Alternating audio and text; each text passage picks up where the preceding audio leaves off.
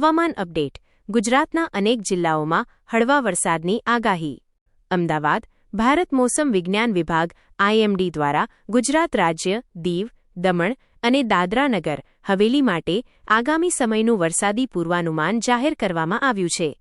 તાજેતરના નકશા મુજબ રાજ્યના ઉત્તર અને પશ્ચિમ ભાગોમાં વરસાદી માહોલ જોવા મળી શકે છે. કયા વિસ્તારોમાં વરસાદની શક્યતા? નકશામાં દર્શાવ્યા મુજબ કચ્છ, બનાસકાંઠા, પાટણ, મહેસાણા, સાબરકાંઠા અને અરવલ્લી જેવા ઉત્તર ગુજરાતના જિલ્લાઓમાં છૂટાછવાયા સ્થળોએ હળવો વરસાદ થવાની સંભાવના છે. આ ઉપરાંત સૌરાષ્ટ્રના દરિયાકાંઠાના વિસ્તારો જેવા કે મોરબી, જામનગર, દેવભૂમિ દ્વારકા અને પોરબંદરમાં પણ હળવા ઝાપટા પડી શકે છે.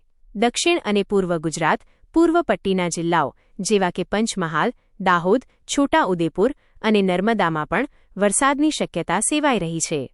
બાકીના વિસ્તારોમાં સ્થિતિ અમદાવાદ, ગાંધીનગર, સુરેન્દ્રનગર, રાજકોટ અને જૂનાગઢ સહિતના મધ્ય અને દક્ષિણ ગુજરાતના મોટાભાગના વિસ્તારોમાં હવામાન કોરું, ડ્રાય રહેવાની આગાહી છે. વરસાદનું પ્રમાણ. હવામાન વિભાગના લેજેન્ડ મુજબ લીલા રંગથી દર્શાવેલા જિલ્લાઓમાં આઇસોલેટ વરસાદની શક્યતા છે, જેનો અર્થ છે કે કુલ વિસ્તારના 25% કે તેથી ઓછા ભાગમાં હળવો વરસાદ પડી શકે છે.